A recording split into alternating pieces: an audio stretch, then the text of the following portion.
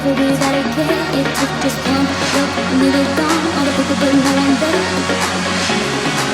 And then I get there, and then I get there. It was tender love. Hey, thanks for stopping by and clicking on this video. Hopefully you'll be able to stay with me for the next couple of minutes while I explain who I am, why I'm making this video. You won't be tempted to watch anything that's over there. And hopefully if you do like this content, you'll be able to like and subscribe. So first of all, I want to explain who I am and what my credentials are. So I record under the artist name of Oddtech Audio. My credentials are listed on my website here. I've completed an audio engineering diploma with the SAE Institute in London. I've more recently completed 2 mentorship programs under the mentorship of John Kong of Left Wing and Cody fame. So I've done the House Music Essentials mentorship and the mixing and mastering mentorships as well. I also have songs that are signed and released on Trax Records. They can be found on all the major streaming platforms: Beatport, Apple Music, Spotify, Traxsource, etc. So let's go back then to a little bit more about my studio. See the type of gear that I've been using. So that's my studio setup where I currently work. I'm monitoring Kali Audios. I'm using the Sennheiser HD650 headphones, Sonarworks correction software, using Apple Mac computers.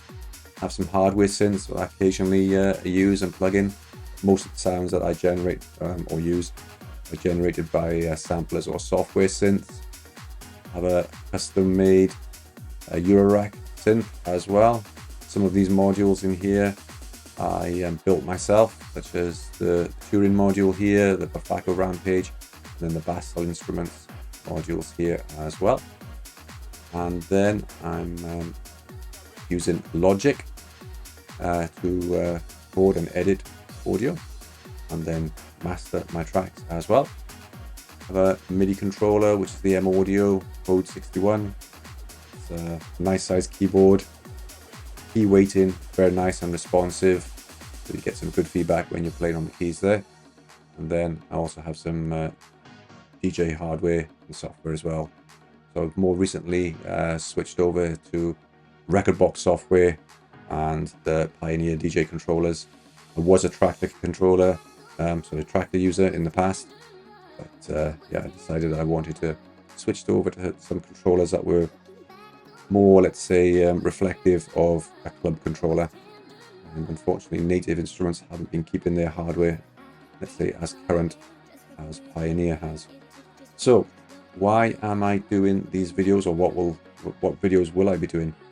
Well, I want to help other producers who are maybe struggling to get their mixes to a pro sounding level, so that they then can get their tracks noticed by label A&Rs and hopefully signed. When I started doing this many years ago, I didn't really have any resources like YouTube to help me, and I was self-taught, reading manuals, spending more and more time doing that really, and messing around trying to learn software rather than actually making music. And I know how daunting it is when you're first starting out, what you need to get, what's the best software to use, and so on. And there's so much information out there that it all becomes very confusing. So hopefully in these videos we can cut through a lot of that and basically then just focus on what will get you a pro sounding track. And hopefully you'll realize that you won't have to spend an absolute fortune on plugins, software and equipment to be able to get you to a production level that is, let's say, label ready. I mean, I've spent an absolute fortune over the years, and I don't want others to make the same mistake when you could be investing that time in learning tips and tricks that will get you to the levels that you need to be. So hopefully that's what I can do, and I just wanted to share my credentials on this first video so that any videos that you see of mine in the future, you'll know who I am, what my credentials are, and yeah, hopefully then you'll continue to watch and enjoy the video and the content that I make. It won't be just tutorials about Logic, because that's not going to help other producers who are not Logic users. It's going to focus mainly on techniques, and there may be some Logic plugins used, but I'll try to use, mainstream VSTs and advise which VSTs are really good, and which ones that you should have and you be using in order to get your track to the level that will get your track signed. So if you feel that this content that I'm going to produce is going to be helpful for you, please do like and subscribe. Personally, I'm going to be spending a lot of my time making music and getting tracks ready to be released over the coming year.